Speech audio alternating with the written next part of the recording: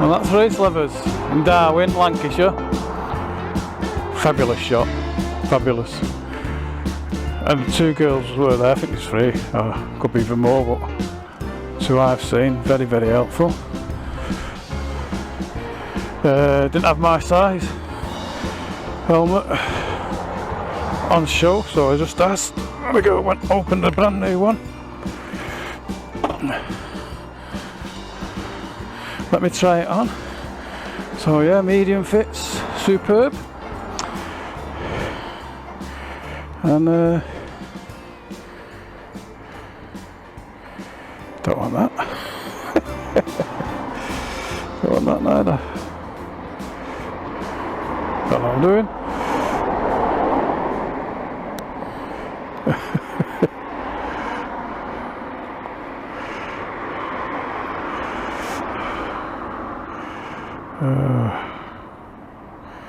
Put that on. Latest news in Darwin.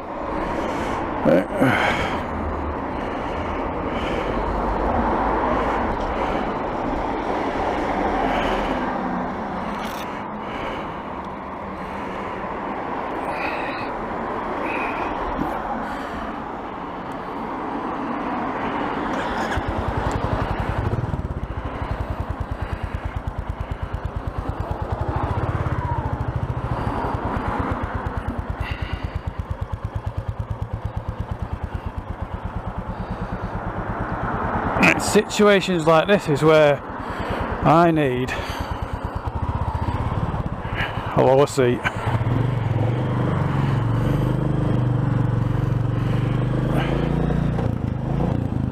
Oh, false neutral. Oh heck, Foxy doesn't get any of them no more. Neither did I till then. Because you're doing a vlog. So on my way home now.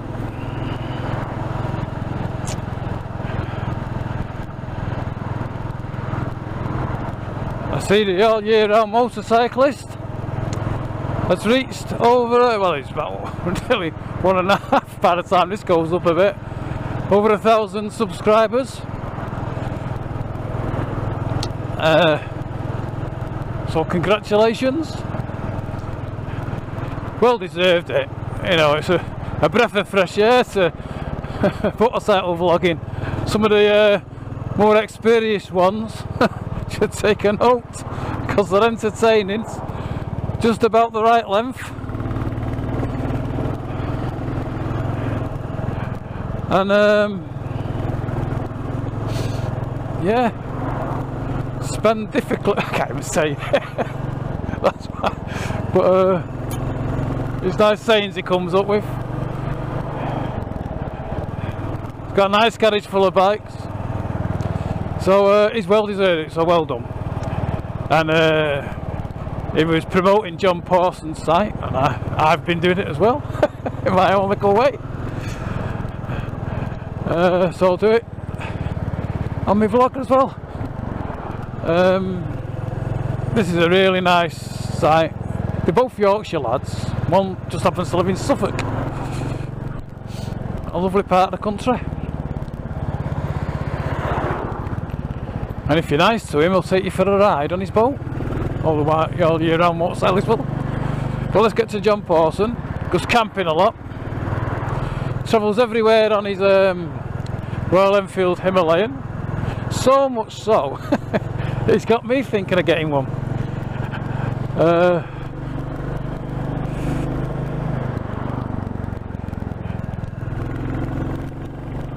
So he's done for me what Itchy Boots couldn't. And I think he's having this one as well. Do you think, Giselle?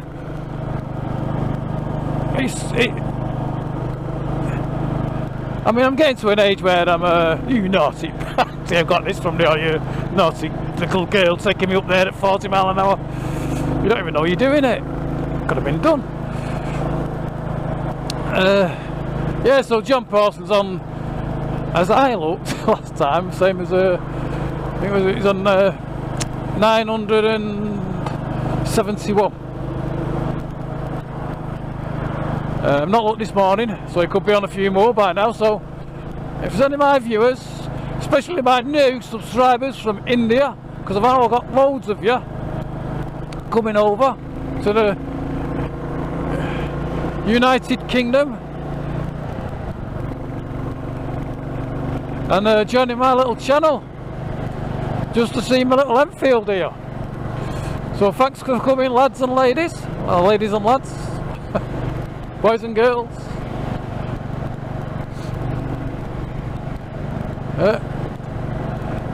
If you have trouble falling asleep, watch my channel. I heard that from somebody else. But it was very appropriate for me. So enjoy my little ride out. Can't believe the weather. I know it's going to rain in a minute now compared to yesterday.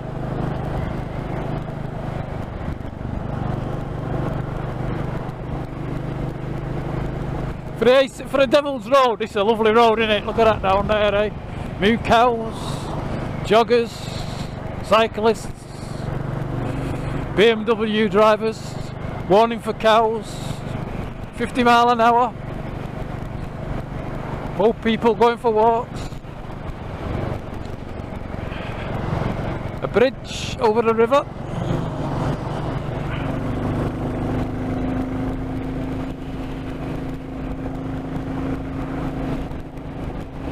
Up to 50.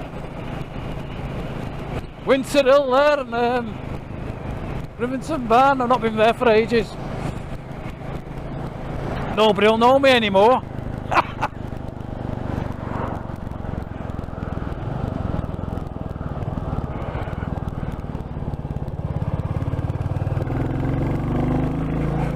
All the sheep.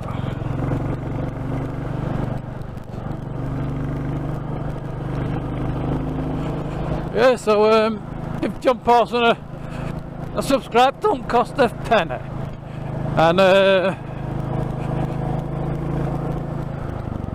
you don't even have to watch the channel. Just go over there. But it's good, it's nice. Watch a few though. Don't just go one.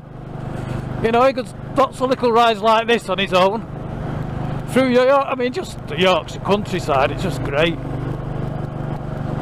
You know, I see him going. You know, Yorkshire's good, it's almost as good as Lancashire, you know. We do have nice roads in Lancashire. And nice little walls, look, it looks like it's a castle. I can't probably see them. And bumpy roads, we have lovely bumpy roads.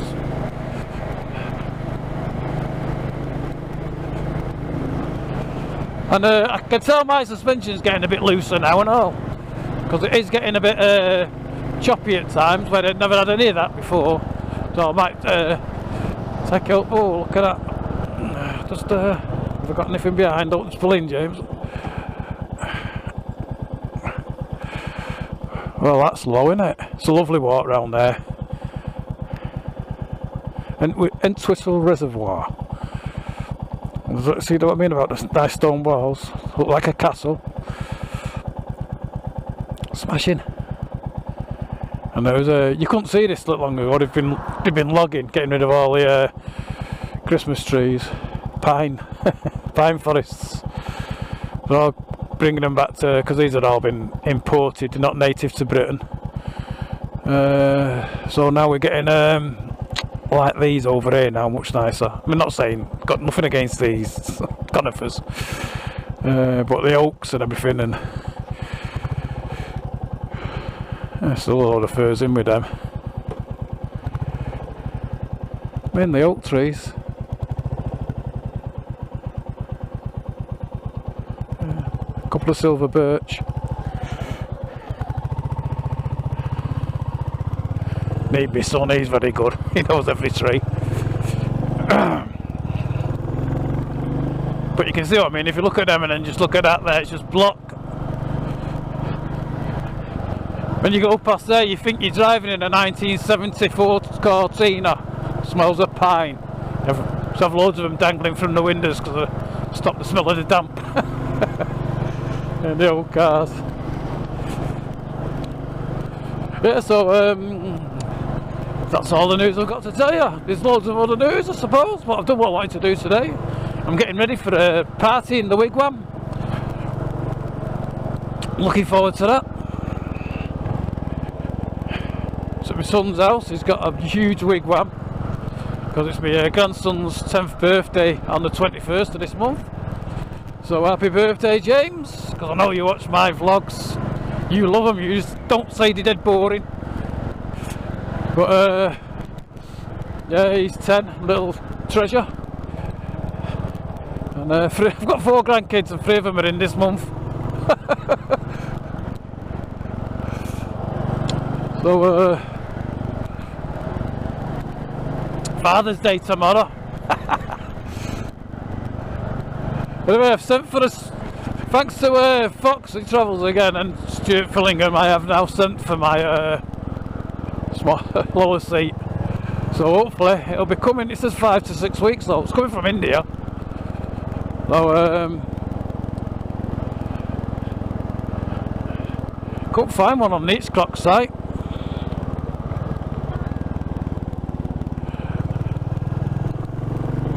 I bet there is one though. Just because I can't find it don't mean there ain't one. Well, we're back to the horses now. Look.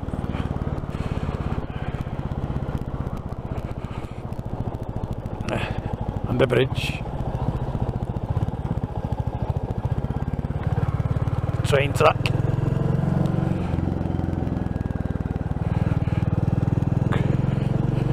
And the cyclists. Yeah, so looking forward to that. I got a huge wigwam in the garden. We had all his schoolmates and a couple of his cub mates in the slept there last night.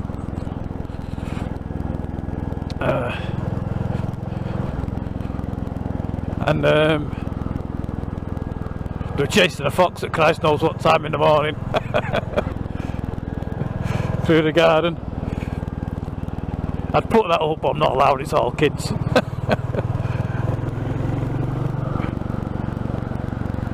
But, so we're there today, it's the grown-up one today. So if it's raining, we'll be in the wigwam. Always a good day at my son's house.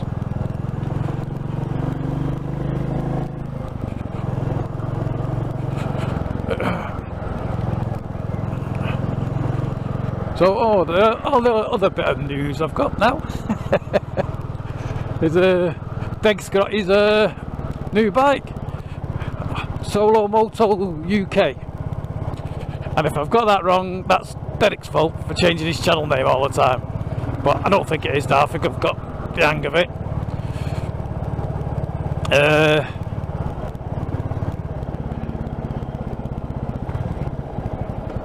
Wait, let me go.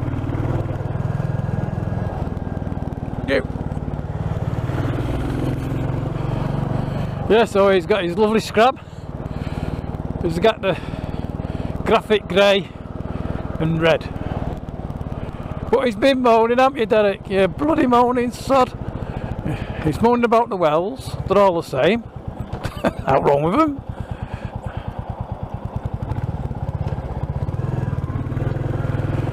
I'd be proud of them anyway.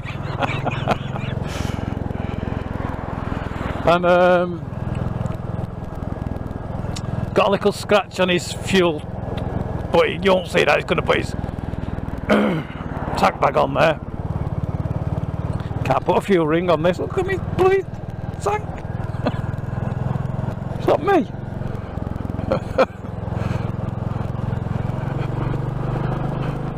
Give it a polish when I get home.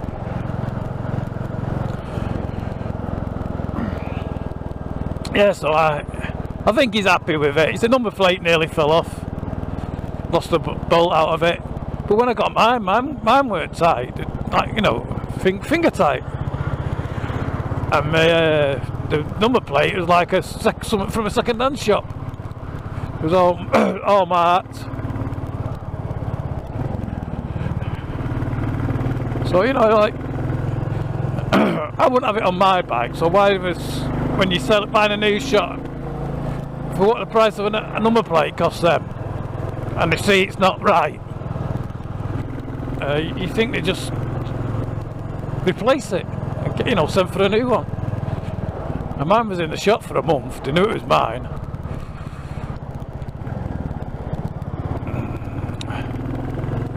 And then Derek's bike was filthy. Well, mine was filthy, but mine had been in the shop, like I say, and people will have been messing, you know, touching it. And I don't think they were allowed to sit on it. Had a sign on it for, you know, sold, keep off.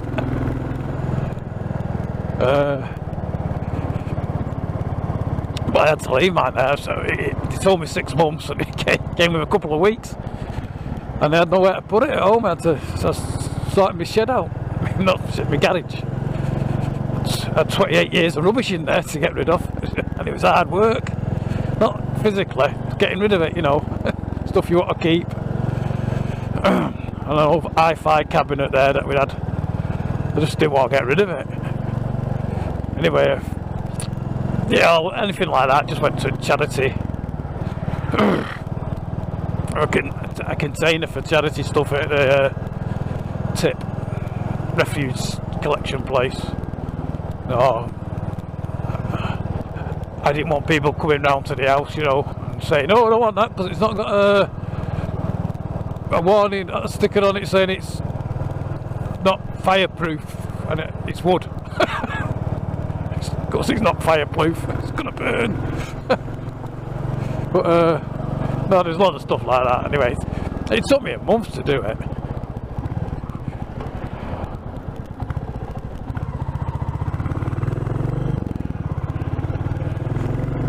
See that? Turn the indicator off. Getting good at it. Go Rose and Crown.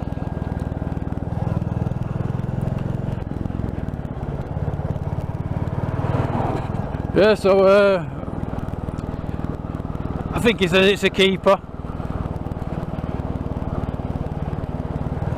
Going back to the shop today to get a new number plate.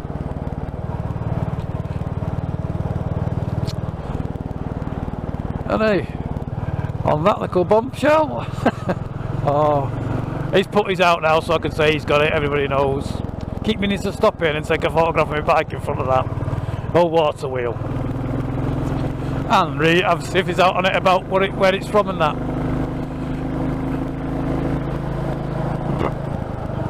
Anyway, thanks for watching, and I'll see you on the next one. I'll try and get a few more up. I thought I was trying to get 2 a week up at one point, and then I got man flu that poor old Fox has been struggling with. So I get a bit concerned about him because I went out with him. Had a great day, and I was just getting over it then. But I wasn't over it, but I was a bit absolutely shattered. Benelli TRX 502 just went past.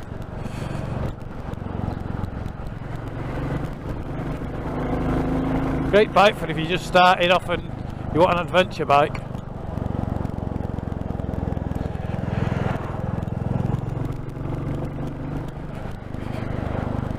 I always thought I wanted an adventure bike.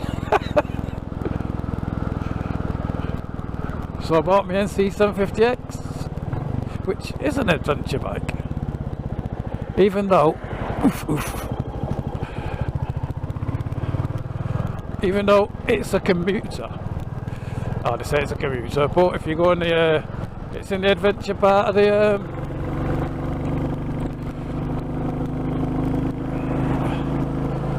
adverts for it on the website or in the brochures.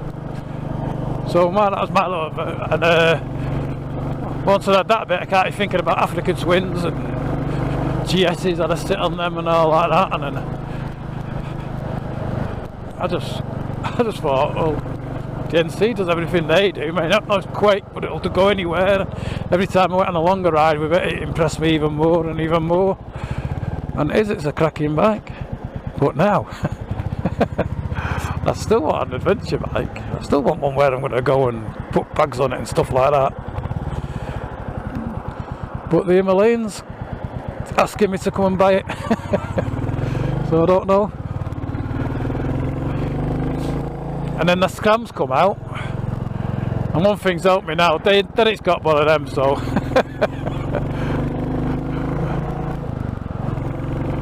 that's put me more over to the odds of Himalayan again.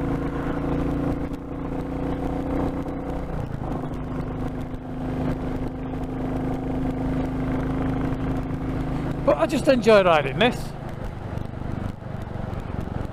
And this will do everything. I've got my rucksacks on the back. I think they're 8 litres each. And roads like this is exactly what they're made for.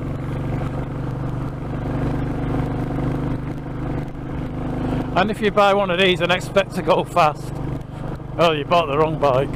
Oh, there's Keith. My old neighbour that there doing his garden.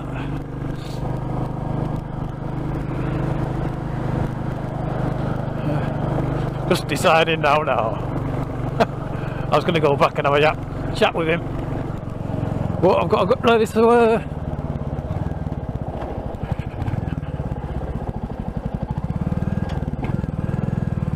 oh, what's that? A black bomber. A black bomber. Honda 450 twin, cracking bike from the late 60s, early 70s. In my view, far better than the CB 750. You know, looks, not performance and all like that. And I never did in one, so you can only go by looks. So did I go on about that? I've got something else to talk about. I've got to talk about all year round, the motorcyclist. He mentioned in his last vlog, the one he put up after his holidays, about a Royal Enfield scooter that I did know, the Fabulosus the Fabulosus Royal Enfield scooter.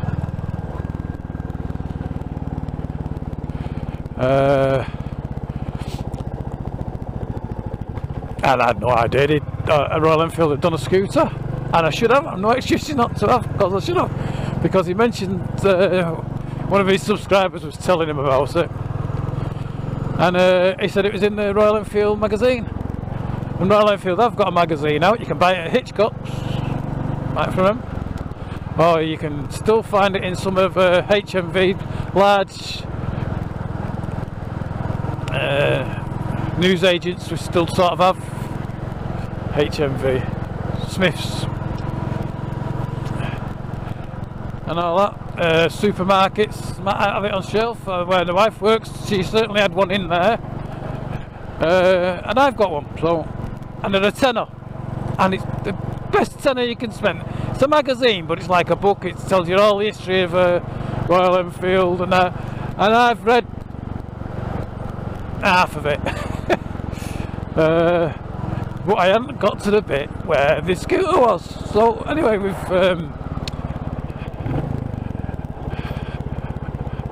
Suffolk with Bertie, I recommend he goes out and buys that. But in it is an article about the bike, and when he told me, I presumed, I know I'd never heard of them and all that, but I know the Royal Enfield use Villiers engines, because they do several two-stroke motorcycles.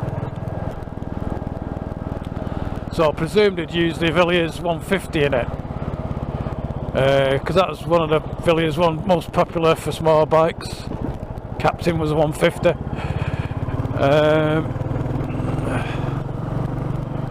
And a cracking little engine. And it turns out that is the one they actually used in it. And I only went off this because I used to have a scooter myself. That's how I started off. And I had, everybody in the country had Lambrettas or Vespas, but mainly Lambrettas in the 60s. Vespas weren't as reliable as Lambrettas, and they didn't look as good, as my opinion. And my mate had one, but I had a Triumph scooter, and it was they made two types. They made a Tina, which is a fully automatic. I had the Triumph Tigris, and there was two versions of the Tigris. It was the 175 which had a BSA Bantam in it, but they also made a 250 twin, which I've no idea what kind of engine that was in that one. But they also, Sunbeam also did a version of it, and BSA did a version of it. BSA was the 250 mainly. So that's where I worked out what Royal Enfield would have done. It looked quite nice, and I had a picture in the magazines of a blue and cream one. Not unsimilar to the Himalayan, to the blue and cream, or blue and white one. So I've never seen one of them, so that'd be interesting to see. So as I've kept on yapping, I'm almost home. The other story is about Royal Enfield was I used to have a mate at work when I used to go to work on my bikes and that. Old Frank, same age as me. Frank used to say to me, I used to have a Royal Enfield. All right, Frank, what kind of Royal Enfield did you have? And he said, I used to have a 250 turbo. Well, Frank was known for not telling fibs and that, but exaggerating, you know. Just call him Flat Tyre Frank on the buses, because he used to have flat tyres all the time, so he got the nickname and it stuck, and he liked it.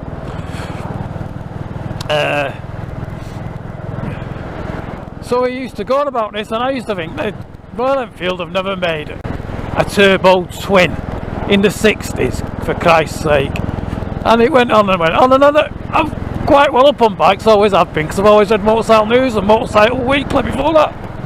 Before Motorcycle News took Motorcycle Weekly out, as from young lad, so sort of like, not much, loads now, but in the old days, I was really savvy about that. So, to me, he was, I don't think he'd ever had a bike, and he was just being his way of getting friendly with me. So I never said anything to him. Oh yeah, that must have been nice, that Frank, yeah. And I might have said to him once or twice, oh, I never heard of them. That's the most I would say to him. Anyway, lo and behold, it was only a few years ago, 10 years ago, something like that. I was reading an article in the paper, and lo and behold, there it is, Royal Enfield 250 turbo twin. So that has a fondness for me. That's a Villiers 250 two-stroke engine, and Frank Hodgson had one of them, Flat Tyre Frank. So look at that, just at the Black Bull, so I will say my ta-das on that jolly little one of telling stories and having a mutter and a natter.